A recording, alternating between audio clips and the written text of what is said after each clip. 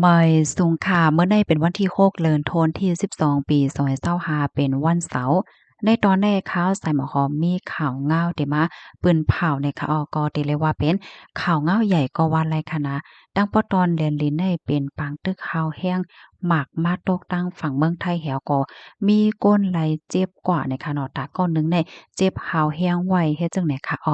มียกอแทงตอนหนึงซ้ำเมื่อในกำเหลียวค่ะเนาะตั้งฝ่าย KNU ในเขาในก็ไลออกมาลาดเกี่ยวกับเลยลองปางตึกอันไรเป็นอยู่ตั้งปอตอนแลนเลนพ่องย่ำมือเหลียวในเฮ็ดจังไหนอ่อนตั้งเปิ้นได้ก็เข้ามาถ่อมด้วยข่าวเงาโหในอ่อนตั้งค่ะเนาะเมื่อวันที่5เดือนธันวาคมที่12ปี2025ข้าวยามกลางวันเตงค่ะเนาะมีข่าวเงาออกมาว่าเงาลายปางตึกตั้งปอตอนแลนลินเมืองไทยและเมืองคมตุ่มนั่นเตเลยว่าตื้อหาวเฮียงมาเนี่ยค่ะก็เปว่า ตั้งของเสซึกมานเขาในเอาเอ็นแห้งตั้งนำแลเคิงใจโคตือตั้งนำตั้งหลายคณะเขาตึกเปิดตาเตยึดเอาเปิ้นตีของฝ่าย KNU เขาเฮ็ดจังได๋ค่ะเนาะเปิ้นตีอันใดได้ก็เขาเรียกว่าเป็นตะปังเศร้าในคะอยู่เนาะมันมีไว้อยู่ดีตั้งเข้าออกหมู่วานนีลาป่านเจเว้งเมียวัดตีใจตอนเมียวัดตีใจเมืองย่างเผิกเฮ็ดจังได๋ค่ะก็ต่อหน้ากันดัง ฝั่งเมืองไทยเนี่ยก็ได้เป็นที่วานใหม่แม่กวนแก่นหมู่ที่2มหาวันเจาเว้งแม่สอดเจตวนตากให้เนี่ยค่ะเขาในก็ยื้อกันได้ก็ติเลยว่าฮาวแฮงได้แต่ปยกเปิ้นที่อันเป็นปางตึกนั้นยันไก่ตั้งเหรียญลินอิดออดกันนานก้อยเฮ็ดจังไหนค่ะปางตึกอันเป็นแฮงในคณะก็ติเลยว่าหึงอยู่หมอก1 ชั่วโมงจังไหนเนี่ยค่ะเพราะว่าปางตึกในมันเย็นกว่าอีกหนึ่งเหย้าเฮ็ดหนำใจค่ะเมื่อว่าหันนะเมื่อวันที่5นั่น เฮ็ดแหนมก้นวานเขาเนี่ยก็ไล่หันกว้านอันที่มันปุงขึ้นเหนือท้องฟ้าได้ตั้งนำตั้งหลายเฮ็ดจั่งใดคะเมื่อพ้องที่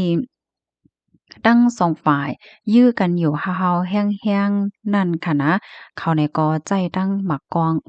ลงหมักกองหังให้แหน่เนาะเฮ็ดแล้วก็มีหมักกองในตกมาตั้งฝั่งเมืองไทยในหลายโหยเฮ็ดแหน่นะเฮ็ดแลอันลีตอกตกใจนั่นค่ะมีป้าหมากค่ะนะหมากแน่เพราะว่าลูกดินไหลไผเป็นก้นยื้อมาเนี่ยค่ะเนี่ยก็ตกลงมาที่ในหมู่บ้านแม่ก้นแก้นหิมจำวัดห้วย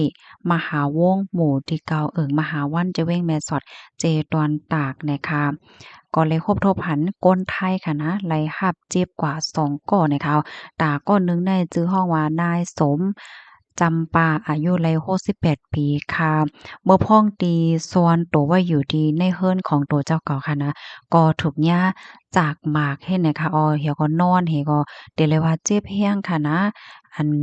ที่เพียงน่ะเรียกเลยว่าฮาวแฮงให้ไหนฝ่ายจอยเทียมเพศเขาเนี่ยก็ฮิมเน็ตเอาตัวส่งกว่าที่ห้องยาแม่สอดเหย้าเฮ็ดไหนนอกเหลือเซนั่นค่ะตั้งฝ่ายภูมิปนพรตั้งฝั่งเมืองไทยเนี่ยก็ไล่ยื้อหมักกองควันในคณะกว่า4ลูก4ก้ำค่ะเพื่อดาปันฟ้างเตื้นถึงปันตั้งฝ่ายเมืองโคมตุ๋มนั่นน่ะเนาะ เพราะว่ามาด้วย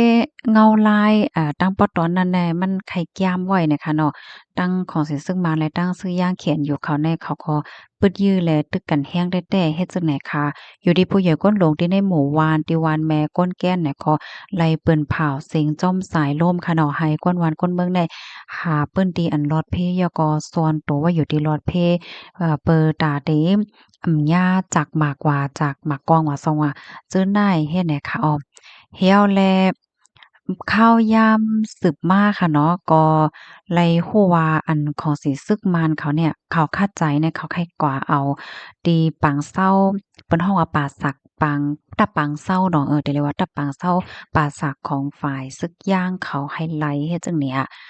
ตั้งฝ่ายซึกย่างเขาเนี่ยก็คัดใจกดไล่ตั้งเปิดตาได้แกดกังหนังหือปื้นตีเขาได้อำทกยายืดกว่านั้นเฮ็ดจังไหนกำแหน่ข้าวยามสืบมาเที่ยงค่ะนะหมากนั่นเนี่ยก็ฮู้ว่าลูกดีไหลมาค่ะมาตกแทงตีฝั่งไทยเนี่ยค่ะมาตกเตอไหกาแลเฮิรนก้นหวานก้นเมืองที่ในหมู่บ้านแม่ก้นแก้นนั่นหลายหลังให้แหน่ค่ะนะก็มีเฮิรนอยู่หลายหลังที่แลรับพรตุ่มยอดหญ้าจากในปอกำไนให้แหน่ค่ะเมื่อเลียวในอันเป็นลวดและคนเฒ่าเนี่ยก็แลกว่าซ่อนอยู่ที่หลอดเพย่อเฮ็ดจังไหนตั้งฝ่ายภูมิพลพรตั้งเมืองไทยเนี่ยก็เข้มแข็งเอาห่มลมแต่ว่าตั้งปอตอนแลนลิ้นเนี่ยค่ะข้อมูลตอนในค่ะเลยเป็นมาที่ห้องการข่าวสดออกไว้เป็นข่าวเงาที่เป็นก่อนเมื่อว่าค่ะเนาะวันที่5เนี่ยค่ะ กำแน่เฮามาด้วยมื้อในค่ะข่าวงามมื้อในออกมาตั้งฝ่าย KNU ค่ะเนาะเขาเนี่ยก็ไล่ออกมาลัดค่ะมื้อในกำเหลียวค่ะวันที่6เดือนธันวาคมที่12ปี2025เนี่ยค่ะอยู่ที่พกคานปากตับซึกย่างเผิก KNU ก็ไล่ออกมาลัดเงาลายลองอันเลยเป็นปางตึกอยู่พ้องย่ามมื้อเหลียวในเนี่ยเขาเนี่ยก็ลาดว่าของสิซึกมานเขานั่นยื้อกว่ากะว่ากาเป็นเนี่ยค่ะ ปยกย้อนให้ของเสียซึ่งมันเขาในกึดลองเฮ็ดตั้งสร้างจึงหนังไหนย้อนเปอว่ามันเป็นพื้นที่อันที่จับแหลนลิ้นมันจำแหลนลิ้นและมีคนต่างวันต่างเมืองมาอยู่ไว้ตั้งฝั่งเมืองคมตุ่มกอซัมมีเนี่ยเนาะ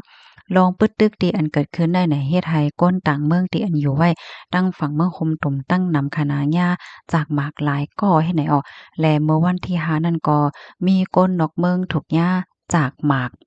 เนาะตีวานมินลาป่านเนี่ยเอาเป็นก้นแข่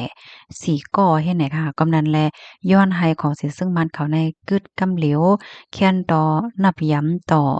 ลองเป็นก้นส่วนและส่วนเป็นก้นและลองมีศีลมีธรรมว่าสังว่าจังไหนป้าจ้อมเฮ็ดจังไหนอ้อม เขาลาดว่าย้อนไห้ของสิซึ่งมานเขาในกึดเนาะลองใจตื้อกองปึดยื้อกว่าเฮ็ดแนวเนาะเฮียงและว่านั้นไหนหมังปอมังไหลเพราะว่าใครยื้อก็ยื้อใครปล่อยหมากก็ปล่ายปล่อยหมากให้ไหนลงกว่าเด็กๆในจึงมันจังกว่าเตอหญ้าเปิ้นเนาะเฮ็ดให้ก้นหิมหอมเหมือนจังหนังเมืองไทยก็เลยรับรองเหลือทอนไม้ป้าจ้อมและเป็นรองเฮ็ดตั้งสร้างเฮ็ดให้ตึกเคิกลองมึดกือ จำใจวงการสองจึงเมืองว่าเฮ็ดจั่งใดเนี่ยค่ะค่ะข้อมูลตอนในค่ะเนี่ยก็เลยปืนมาที่ห้องการข่าวไทย PBS ออกไว้เนี่ยค่ะเงาลายในเดสืบเป็นจั่งหือกว่าได้ก็โ้ยาวเฮ็ดจั่งใดค่ะนะก็เพราะว่าเป็นจั่งหือมาเนี่ยก็ได้เอามาสืบเพิ่นแผ่พันพี่น้องค่ะกว่าเที่ยงเนี่ยค่ะเปิ่งเป็นเพราะกำใดมีพี่น้องคนไทยหลายรับรองดังหมัดเจ็บยาวเฮ็ดจั่งใดก็ย้อนให้กูก็อยู่ลีกินหวานแลรอดเพกันค่ะไม่สงค่ะ